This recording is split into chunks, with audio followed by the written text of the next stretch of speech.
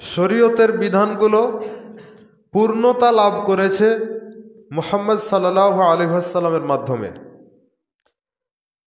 এটাকে যেন আপনি পড়াশোনা করে বুঝার চেষ্টা করেন।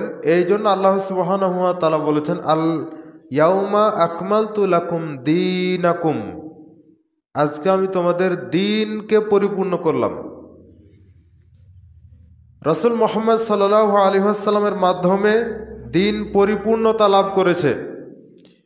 দ্বীনের পরিপূর্ণতা হয়েছে মুহাম্মদ সাল্লাল্লাহু আলাইহি ওয়াসাল্লামকে দিয়ে, যার উদাহরণ বুখারী মুসলিমের হাদিস। রাসূলুল্লাহ সাল্লাল্লাহু আলাইহি ওয়াসাল্লাম বলছেন যে কেউ একটা ঘরের মধ্যে প্রবেশ করলো, ঘরে প্রবেশ করে দেখছে যে পুরো ঘরটাকে সাজানো হয়েছে সারি সারি ইট দিয়ে, ইটের গাঁথুনি দিয়ে, কিন্তু একটা জায়গাতে একটা ইটের সমান জায়গা ফাঁকা থাকায় জায়গাটা অসম্পূর্ণ হয়ে আছে। দেখে খারাপ লাগছে, মনে হচ্ছে ওই জায়গাতে যদি একটা ইট দেওয়া যেত তাহলে ঘরটার পরিপূর্ণতা আসতো।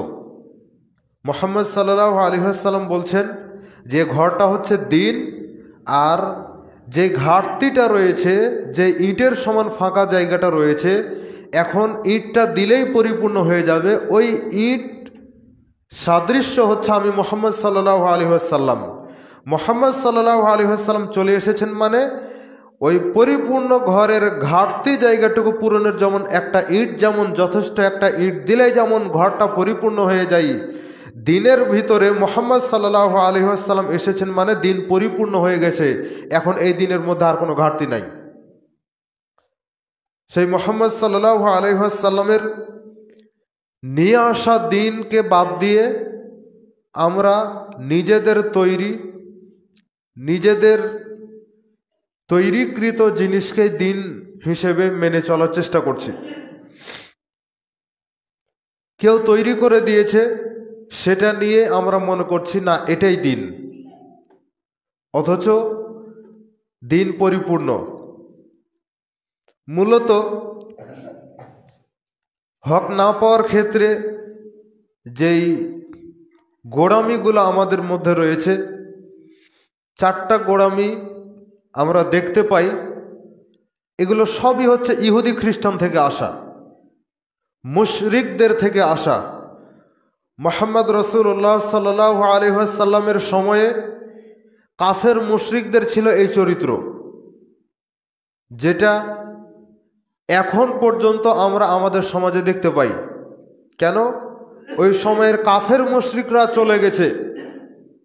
হয়তো রাসূল সাল্লাল্লাহু আলাইহি ওয়াসাল্লামের সময়ে বা স্বর্ণালী যুগে সাহাবী তাবেঈনদের সময়ে মারা গেছে, আবার কিছু পরেও অনেক কাফের মুশরিক মারা গেছে, অনেক মুনাফিক মারা গেছে, কিন্তু তাদের রক্ত বেয়ে চলে আসা, তাদের বীর্য থেকে চলে আসা তাদেরই সন্তান, তাদেরই নাতিপুতিগুলো এখনও আছে বিধায়ী দিনটাকে এখনও ওই রকমভাবেই ছিনিমিনি খেলা হয়। মুহাম্মদ সাল্লাল্লাহু আলাইহি ওয়াসাল্লাম এর সময় যেইভাবে করে দিনকে তুচ্ছ করে দেখা হয়েছে, দিনকে অবমাননা করা হয়েছে, দিনকে না মানার ক্ষেত্রে যেই রকম দোহাই, যেই রকম বাহানা প্রয়োগ করা হয়েছে, আজকেও তার ব্যতিক্রম নয়। আজকেও ঠিক সেগুলোই দেখা যায়। কি সেগুলো দেখা যায়? আমরা আলোচনার প্রেক্ষিতে এর আগে বিষয়গুলো উল্লেখ করলেও আজকে বিষয়গুলোকে একটু বিস্তারিত বলার জন্য চেষ্টা করব ইনশাআল্লাহ। তার আগে আমরা দেখি মুহাম্মদ সাল্লাল্লাহু আলাইহি ওয়াসাল্লাম কীরকম মর্যাদার মানুষ, কেন আমরা মুহাম্মদ সাল্লাল্লাহু আলাইহি ওয়াসাল্লামকে মানব, এটা আগে আমাদেরকে দেখতে হবে। রাসূলুল্লাহ সাল্লাল্লাহু আলাইহি ওয়াসাল্লামের উপরে আল্লাহ তাআলা আয়াত নাজিল করেছেন। সূরা মায়েদা 5 নম্বর সূরা 67 নম্বর আয়াত। আল্লাহ বলছেন, ইয়া আইয়ুহার রাসূল, হে রাসূল, বাল্লিগ, আপনি তাবলীগ করুন, প্রচার করুন, মূলত মুহাম্মদ সাল্লাল্লাহু আলাইহি ওয়াসাল্লাম হলেন মুবাল্লিগ, মানে প্রচারকারী। তিনি মুফতি নন, তিনি মুহাদ্দিস নন, মুফাসসির নন, মুহাক্কিক নন, তিনি হচ্ছেন মুবাল্লিগ। তিনি প্রচারকারী। কি? বাল্লিগ মা উনজিলা ইলাইকা মির রাব্বিক, যা প্রতিপালক আল্লাহ তাআলার পক্ষ থেকে এসেছে সেগুলোকেই সারা পৃথিবীর মানুষের কাছে পৌঁছে দেওয়ার কথা আল্লাহ সুবহানাহু ওয়া তাআলা জানিয়েছেন। যদি সেটা প্রচার না করা হয়, ওয়াইল্লাম তাফআল, যদি আপনি সেটা প্রচার না করেন, ফামা বাল্লাগতা রিসালাতা, তাহলে আপনি রিসালাতের দায়িত্ব যথাযথভাবে পালন করলেন না। আপনি যে রসুল, আপনি যে মুবাল্লিগ, আপনি যে প্রচার করেন, এটা যে আপনার একটা লকব। আপনি যে রসুল, তা আপনি রসুল, এটার প্রমাণ কি? প্রমাণ হচ্ছে আল্লাহর পক্ষ থেকে যা কিছু এসেছে সেটাই আপনি মানুষের কাছে পৌঁছে দিবেন। এটাই হচ্ছে তার প্রমাণ, এটাই হচ্ছে তার প্রমাণ। আনাস রাদিয়াল্লাহু তাআলা আনহু বলছেন, রাসূল সাল্লাল্লাহু আলাইহি ওয়াসাল্লাম বলেছেন, আতি বাবাল জান্নাতি ইয়াউমাল কিয়ামা, কোন নবী আপনি শুকরিয়া আদায় করবেন যে নবী আমাদের কাছে দিন দিয়ে গেছেন? কোন নবীর আপনি অনুসরণ করবেন যেই নবীর অনুসরণ করার কথা আল্লাহ সুবহানাহু ওয়া তাআলা বলেছেন? যেই নবীকে আল্লাহ তাআলা প্রথম জান্নাতে প্রবেশ করাবেন। আমাদের সমাজে প্রচলিত আছে, ইদ্রিস আলাইহিস সালাম ফেরেশতার ডানাতে করে জান্নাত দেখতে গেছেন, জান্নাত দেখে খুব ভালো লেগেছে, আর জান্নাত থেকে বের হননি। ডাহা মিথ্যা কথা, পৃথিবীতে এই ঘটনা খুঁজে পাওয়া যাবে না। মুহাম্মদ সাল্লাল্লাহু আলাইহি ওয়াসাল্লাম প্রথম জান্নাতে প্রবেশ করবেন, হাদিস তার প্রমাণ। সহিহ মুসলিম 197 নম্বর হাদিস, নবী সাল্লাল্লাহু আলাইহি ওয়াসাল্লাম বলছেন, আতি বাবাল জান্নাহ ইয়াউমাল কিয়ামা, কিয়ামতের দিন আমি প্রথম জান্নাতের দরজায় গিয়ে জান্নাতের কড়া নাড়ব। জান্নাতের কড়া নাড়িয়ে আমি দরজা খোলার জন্য ইঙ্গিত করব। দরজার ওই পাশ থেকে বলা হবে ফাসবিগু, ওই পাশ থেকে বলা হবে ফায়াকুল খাজেন, খাজেন বলবে মান আনতা, আপনি কে? তখন আমি বলবো ফাকুলু, আমি বলবো যে মুহাম্মদ সাল্লাল্লাহু আলাইহি ওয়াসাল্লাম, আমি হচ্ছি মুহাম্মদ সাল্লাল্লাহু আলাইহি ওয়াসাল্লাম। তখন ফেরেশতা বলবে বিকা উমিরতু, আমাকে আদেশ করা হয়েছে লা আফতাহু, আমি যেন দরজা না খুলি আহাদিন ক্বাবলাকা, আপনি কড়া নাড়ার পূর্বে। অর্থাৎ আপনি দরজায় কড়া নাড়বেন, এটা যতক্ষণ পর্যন্ত আমি না পাবো ততক্ষণ পর্যন্ত পৃথিবীর কারোর জন্য আমি জান্নাতের দরজা খুলব না। মুহাম্মদ সাল্লাল্লাহু আলাইহি ওয়াসাল্লামের জন্যই প্রথম জান্নাতের দরজা খোলা হবে। তবে কিছু হাদিস দ্বারা বোঝা যায় মুহাম্মদ সাল্লাল্লাহু আলাইহি ওয়াসাল্লামকে মেরাজের মাধ্যমে আল্লাহ জান্নাত জাহান্নাম দেখিয়েছেন, ঘুমের স্বপ্নের মাধ্যমে আল্লাহ জান্নাত জাহান্নাম দেখিয়েছেন। এই হাদিসগুলো প্রমাণিত এবং এগুলো সত্য ওহী। তবে মুহাম্মদ সাল্লাল্লাহু আলাইহি ওয়াসাল্লাম জান্নাতে প্রবেশ করেছেন এটা প্রমাণিত হয় না। মেরাজের রাত্রে এবং ঘুমের মধ্যে স্বপ্নে তিনি দূর থেকে জান্নাত দেখেছেন, বা জান্নাতের দরজা খুলে দেওয়া হয়েছে, তিনি দরজায় দাঁড়িয়ে দেখেছেন, এইরকমটা বোঝা যায়। কিন্তু জান্নাতের ভিতরে প্রবেশ করেছেন এটাও বোঝা যায় না। তিনি প্রথম কিয়ামতের দিন জান্নাতে প্রবেশ করবেন। হাদিস সহিহ মুসলিম, সহিহ মুসলিমের এই হাদিস দ্বারা প্রমাণিত হয় মুহাম্মদ সাল্লাল্লাহু আলাইহি ওয়াসাল্লামের পূর্বে কেউ জান্নাতে প্রবেশ করতে পারবে না। যদিও মুহাম্মদ সাল্লাল্লাহু আলাইহি ওয়াসাল্লামের চাইতেও ক্ষেত্র বিশেষে সম্মানিত অনেক নবী রাসূল গত হয়ে গেছেন। মুসা আলাইহিস সালামের অনেক সম্মান দেখা গেছে, আলাদা আলাদা সম্মান। মুহাম্মদ সাল্লাল্লাহু আলাইহি ওয়াসাল্লামের চাইতে বেশি সম্মান মুসা আলাইহিস সালামের, এটা আলাদা দিক থেকে সম্মান। ইব্রাহিম আলাইহিস সালামের সম্মান মুহাম্মদ সাল্লাল্লাহু আলাইহি ওয়াসাল্লামের তুলনায় আলাদা দিক থেকে সম্মান। এইরকম নূহ আলাইহিস সালামের সম্মান মুহাম্মদ সাল্লাল্লাহু আলাইহি ওয়াসাল্লামের থেকে বেশি আলাদা দিক থেকে, ক্ষেত্র বিশেষে, পাঠ বিশেষে, অধ্যায় বিশেষে, বিষয় বিশেষে। ঈসা আলাইহিস সালাম, আদম আলাইহিস সালামের সম্মান আলাদা দিক থেকে বেশি সম্মান, কিন্তু সর্বশ্রেষ্ঠ হওয়ার দিক থেকে, সবার প্রথমে জান্নাতে যাওয়ার দিক থেকে, সবার শেষে আসার দিক থেকে, আনুগত্যের দিক থেকে মুহাম্মদ সাল্লাল্লাহু আলাইহি ওয়াসাল্লামের পূর্বে, মুহাম্মদ সাল্লাল্লাহু আলাইহি ওয়াসাল্লামের পূর্বে চলে যাও কোনো নবী রাসূল আল্লাহ রাসূলের সামনে দিক দিয়ে যেতে পারবে না। এইরকম একজন নবীকে আল্লাহ তাআলা আমাদেরকে দিয়েছেন, তার মাধ্যমে আল্লাহ সুবহানাহু ওয়া তাআলা শরীয়তের পূর্ণতা দান করে আমাদের মধ্যে পাঠিয়েছেন। সেই নবীকে অনুসরণ করার জন্য আল্লাহ সুবহানাহু ওয়া তাআলা বলেছেন। সেই মুহাম্মদ সাল্লাল্লাহু আলাইহি ওয়াসাল্লামের উপরে আল্লাহ আয়াত নাজিল করেছেন।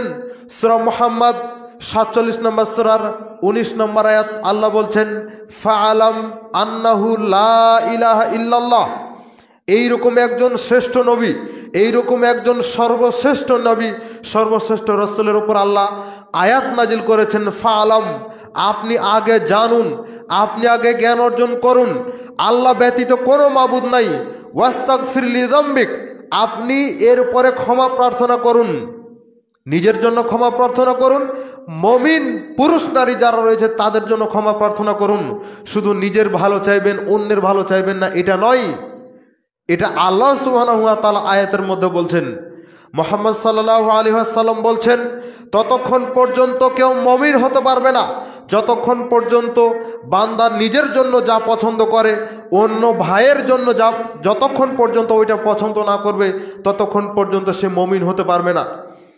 আপনার দায়িত্বে পড়েছে, আপনি একজনকে একটা পোশাক কিনে দিবেন।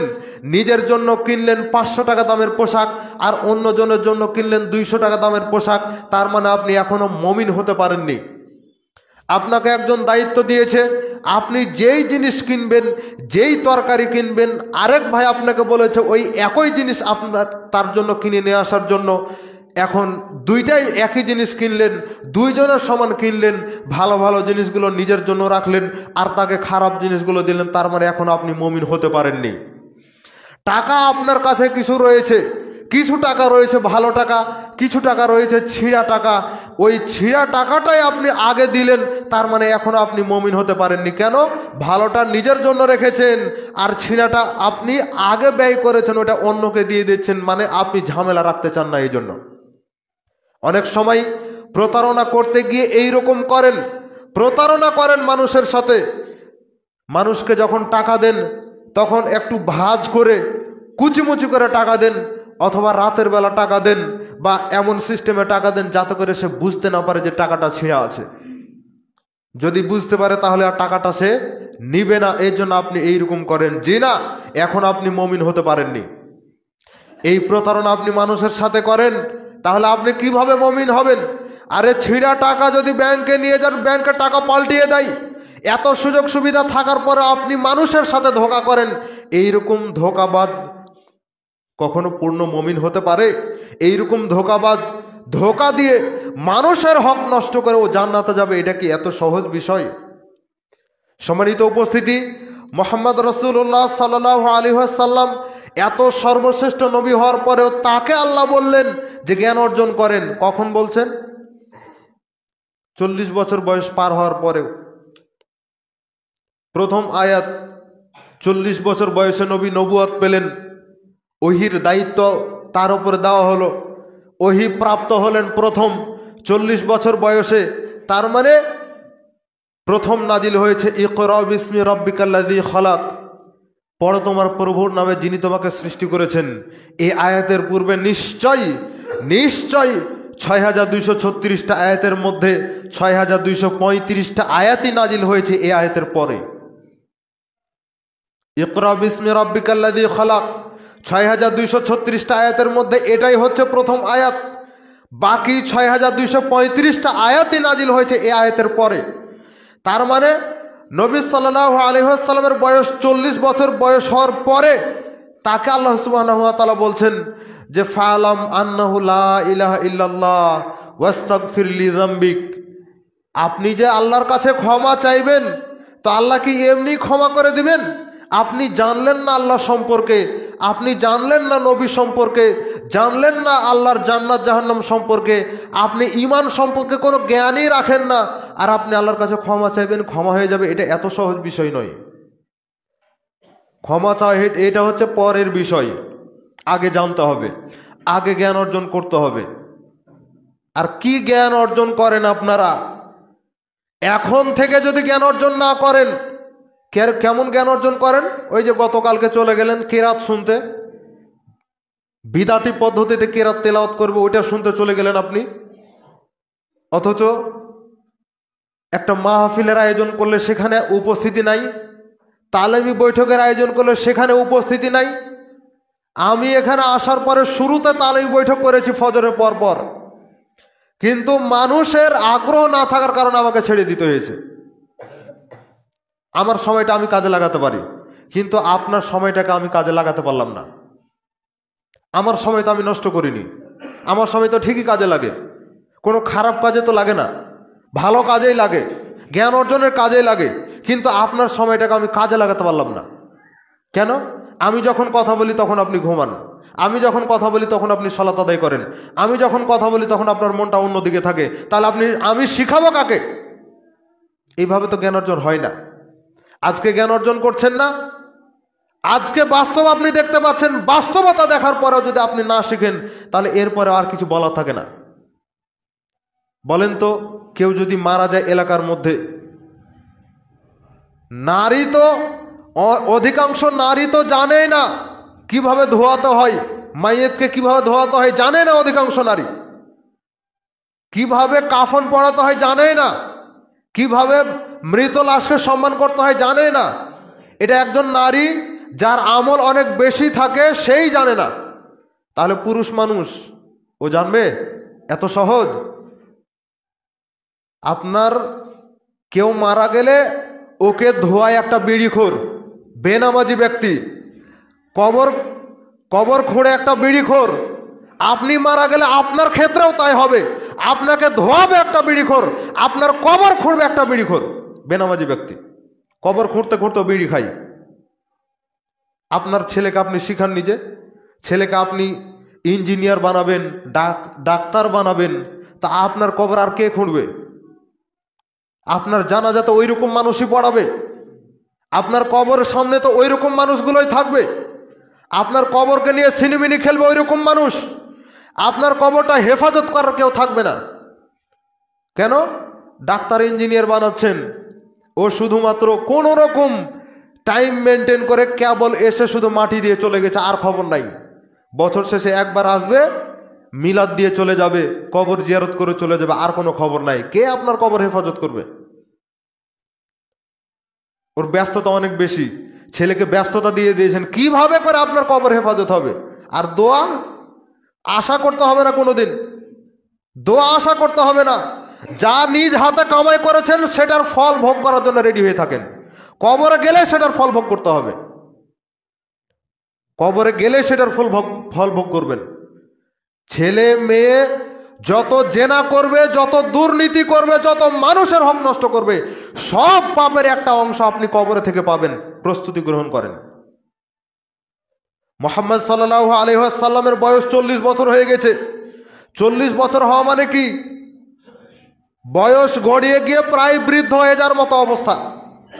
এখনকার 40 বছর বয়স মানে এইরকম একটা বয়সওয়ালা মানুষকে আল্লাহ বলছেন যে আপনি আগে জ্ঞান অর্জন করেন আল্লাহ সম্পর্কে, তারপর আপনি ক্ষমা চান।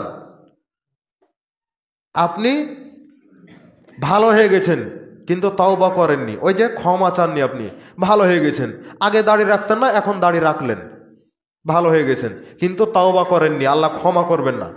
হয়তো এখন আপনি ভালো আমল করছেন, এই ভালো আমলের নেকিটা আপনি পাবেন, কিন্তু এতদিন 35-40 বছর ধরে যে আপনি পাপ কাজ করেছেন, এটার জন্য যে তওবা করেননি, এই জন্য ওইটার শাস্তি আপনাকে পেতে হবে।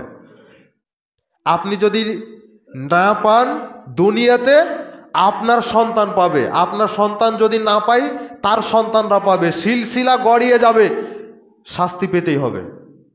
অনেক পাপ রয়েছে যে সমস্ত পাপের শাস্তি দুনিয়াতেই পাওয়া যায়, যে সমস্ত পাপের শাস্তি দুনিয়াতেই পাওয়া যায়।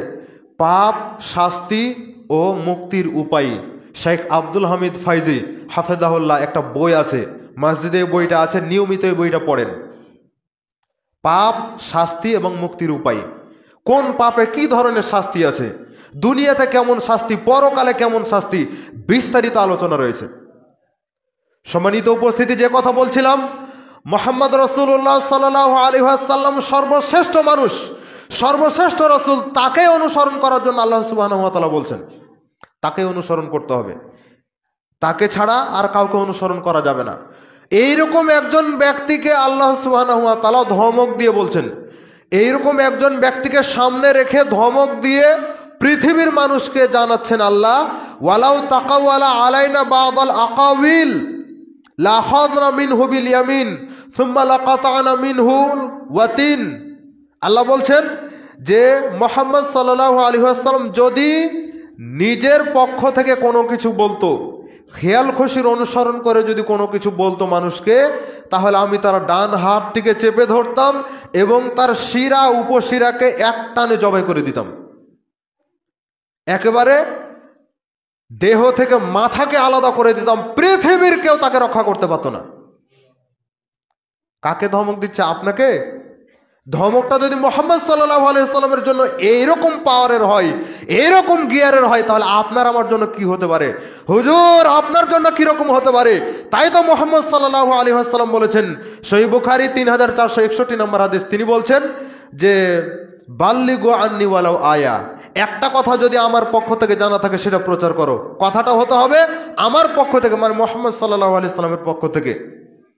ওয়া হাদিসু আন বানি ইসরাঈল ওয়ালা হারাজ, বানি ইসরাঈলের কাহিনী যদি বলার প্রয়োজন হয়, দিন বুঝাতে গিয়ে, শরীয়ত বুঝাতে গিয়ে, কোনো কিছু বুঝাতে গিয়ে, মানুষকে ধর্মমুখী করার জন্য, আল্লাহ ভীরু করার জন্য যদি বানি ইসরাঈলের কাহিনী বলার প্রয়োজন হয়, বলো, কোনো সমস্যা নেই।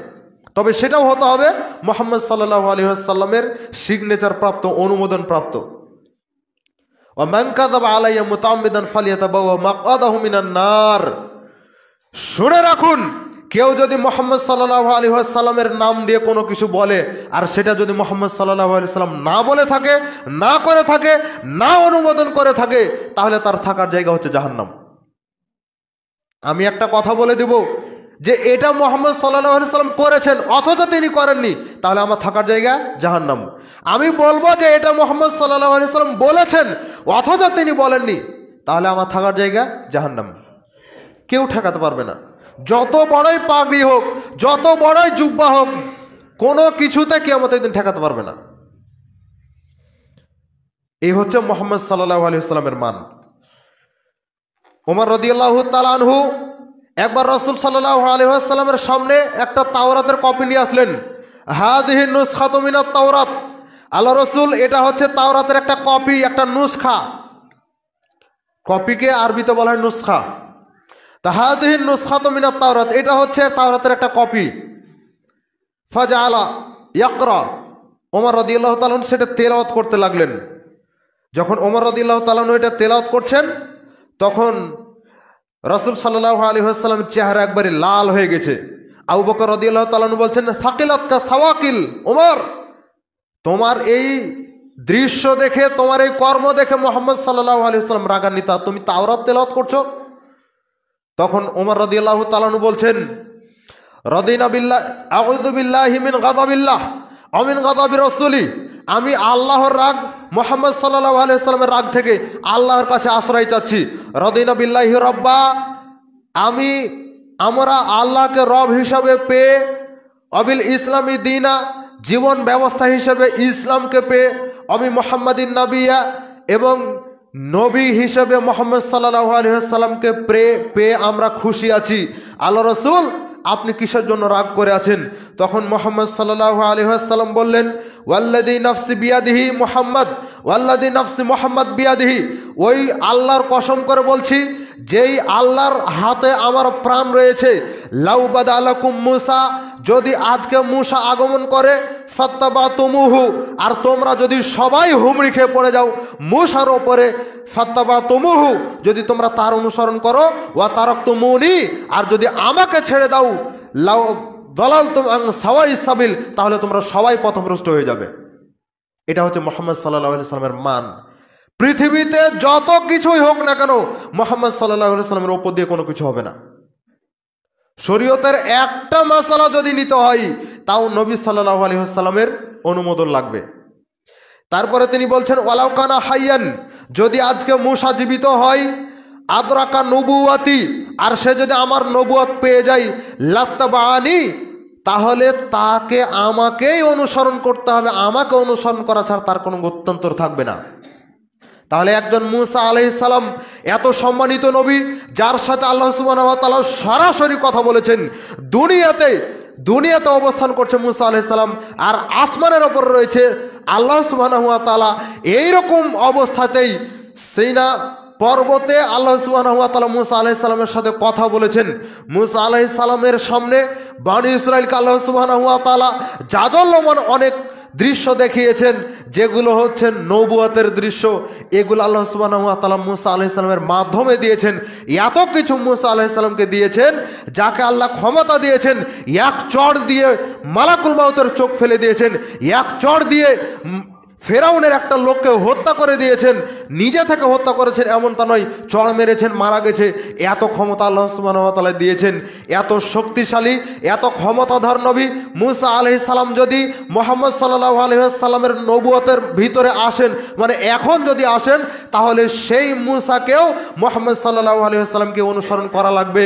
আবু হানিফার অনুসরণ করে নয়, শাফি, মালিক, ইমাম আহমদ বিন হাম্বল অনুসরণ করে নয়, পৃথিবীর কার অনুসরণ করে তিনি নাজাত পাবেন না। চিন্তা করতে পারেন? আর আপনি আমি কার অনুসরণ করছি? এই জন্য তো বলি যে আমাদের বাংলাদেশের জাতীয় পাখি হচ্ছে দোয়েল পাখি। ইন্ডিয়াতে গিয়ে যখন বললাম যে আপনাদের জাতীয় পাখি কি, তখন বলছে ময়ূর। ইন্ডিয়ার জাতীয় পাখি হচ্ছে ময়ূর, তা আমাদের বাংলাদেশের জাতীয় পাখি হচ্ছে দোয়েল। তো এ জাতীয় পাখি মানে কি? বাংলাদেশে রাষ্ট্রীয়ভাবে সে জাতীয় পাখি, এত সম্মান, এত মর্যাদা, তারপরও সে ময়লা খায়, ওর খাবারই হচ্ছে ময়লা। ও ময়লা না খেলে আর হয় না। তো ও কি জানে? ও তো একটা প্রাণী, অবুঝ প্রাণী। ও কি জানে যে আমি জাতীয় পাখি বাংলাদেশের?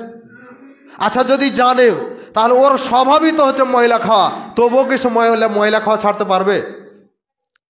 ঠিক আমাদের অবস্থা হয়েছে তাই, যে আমাদের মর্যাদা আমরা কেউ হয়তো জানি না, না জানার কারণে ওই দোয়েল পাখি যেমন সম্মানিত, এটা না জানার কারণে সে যেমন ময়লা খায়, আমাদের অবস্থা হয়েছে তাই।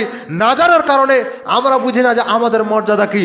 আর যারা জানি, তারা জানার পরেও আমাদের চরিত্র এমন পর্যায়ে চলে গেছে যে আমাদের চরিত্র বানু ইসমাইল না হয়ে বানু ইসরাইল হয়ে যাওয়ার কারণে আজকেও আমরা পীর ফকির ধরে থাকি, আজকে আমরা মাযহাবের দোহাই দিয়ে আমল করে থাকি, মুহাম্মদ সাল্লাল্লাহু আলাইহি ওয়াসাল্লামের অনুসরণ করার প্রয়োজন বোধ করি না। এটাই হচ্ছে অন্ধ অনুসরণ, এটাই হচ্ছে অন্ধ অনুসরণ। অথচ আমাদের মর্যাদা কি? আল্লাহ সুবহানাহু ওয়া তাআলা বলছেন, দলিল নেন, সূরা বাকারা 2 নম্বর সূরা 143 নম্বর আয়াত, সূরা হজ 22 নম্বর সূরা 78 নম্বর আয়াত।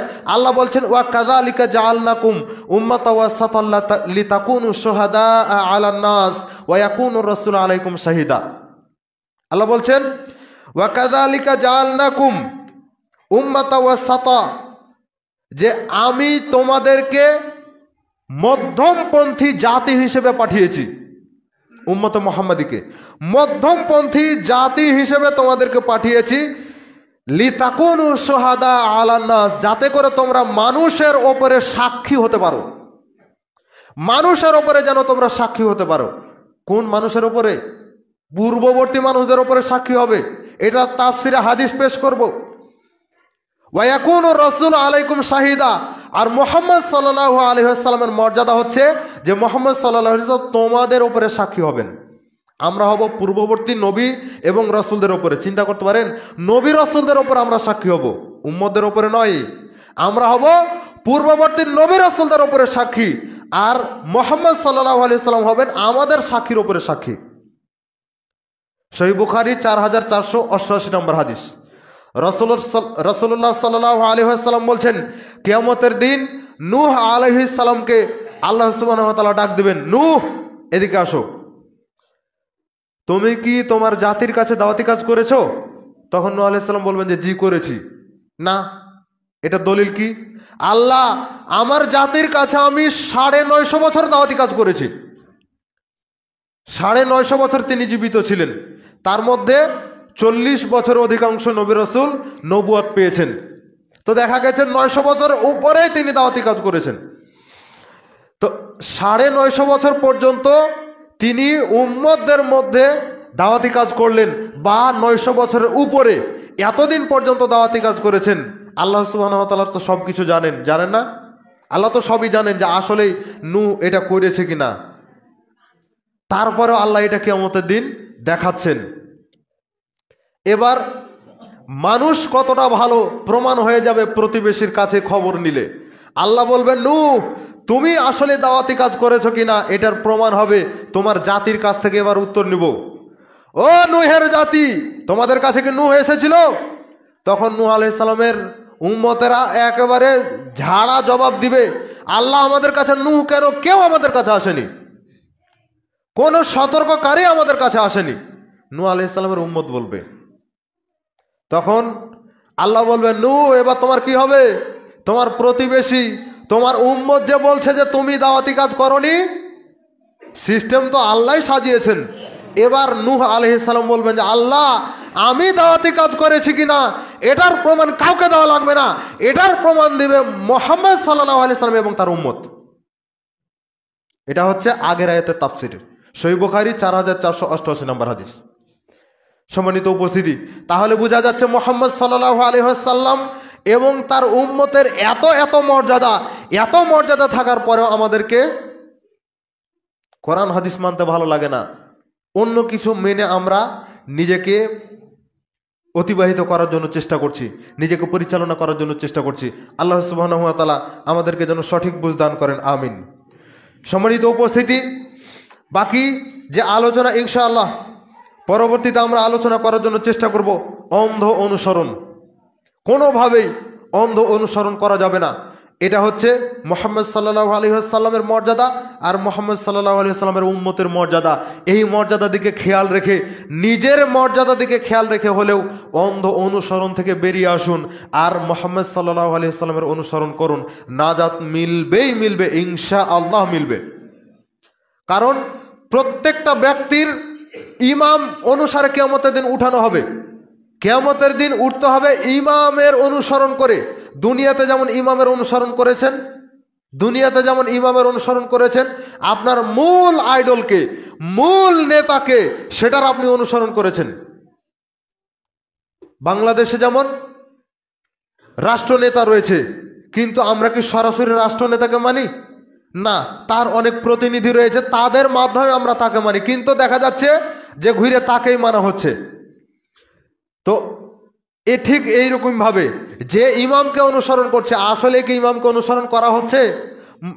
আমরা যারা দাবি করছি যে ইমাম আবু হানিফার অনুসরণ করছি, কেউ দাবি করছি ইমাম মালিকের অনুসরণ করছি, কেউ দাবি করছি ইমাম শাফির অনুসরণ করছি, কেউ দাবি করছে আহমদ বিন হাম্বল রাহিমাহুল্লাহর অনুসরণ করছি। আসলে কিন্তু আমরা কেউ সঠিকভাবে তাদেরকে অনুসরণ করি না, এখন বর্তমানে যে সমস্ত হুজুররা বক্তব্য দিচ্ছে, তাদের বক্তব্য শুনেই আমরা তাদেরকেই অনুসরণ করছি। তো যদি ওই ইমামদের ক্ষেত্রে, বড় বড় ইমামদের ক্ষেত্রে এমন হয় যে তারাই বলে দিয়েছেন যে আমাদের অনুসরণ করতে হবে না, তোমরা কোরআন হাদিসের অনুসরণ করো, আর কোরআন হাদিসের বাণী যদি এমন হয় যে আপনি যাকে অনুসরণ করছেন তার কথা কোরআন হাদিস অনুযায়ী না হলে আপনি তাকেই রব মেনে নিলেন, এটাই যদি হয়, তাহলে আজকে যাকে আপনি অনুসরণ করছেন তিনি যদি কোরআন হাদিস অনুযায়ী বলে না থাকে, তাহলে কাকে অনুসরণ করলেন? মূলত তাকেই আপনি রব হিসাবে মেনে নিলেন। অতএব ফিরে আসুন। প্রয়োজন নাই আপনি কোরআন হাদিসের ব্যাখ্যা জানবেন, সেটা ভিন্ন কথা। একজন আলেমের কাছ থেকে কেন জানবেন? আপনি একাধিক আলেমের কাছ থেকে জানেন, সেটা ভিন্ন বিষয়, কিন্তু মানতে হবে একমাত্র মুহাম্মদ সাল্লাল্লাহু আলাইহি ওয়াসাল্লামকে। এর ব্যতিক্রম কোনো কিছু করা যাবে না। আল্লাহ সুবহানাহু ওয়া তাআলা আমাদেরকে সঠিক বুঝ দান করুন, আমিন। বারাকাল্লাহু লানা ওয়া লাকুম ফিল কোরআনিল আযীম।